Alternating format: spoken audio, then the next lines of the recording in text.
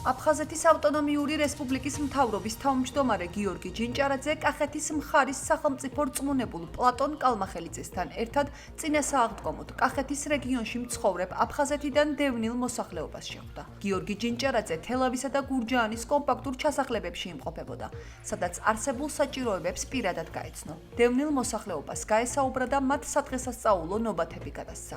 აფხაზეთის მთავრობის გადაწყვეტილებით სააღდგომო ნობათს აფხაზეთიდან დევნილი უკიდურესად შეჭირვებული ოჯახები მთელი ქვეყნის მასშტაბით მიიღებენ.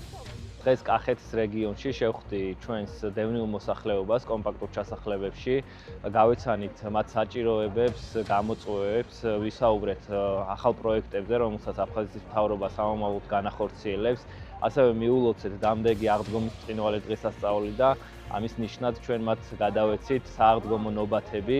რა თქმა უნდა, აფხაზეთის მთავრობისთვის უმთავრესი პრიორიტეტია ჩვენი დევნილი მოსახლეობის მიმართ ზრუნველობის გამოჩენა და მხარდაჭერის უზრუნველყოფა.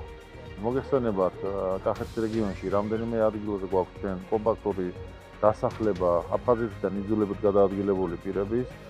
სწორედ დღეს ჩვენ ვიმყოფებოდით აფხაზეთის მთავრობის წარმომადგენლებთან ერთად ამ ადამიანებთან შეხვედრაზე.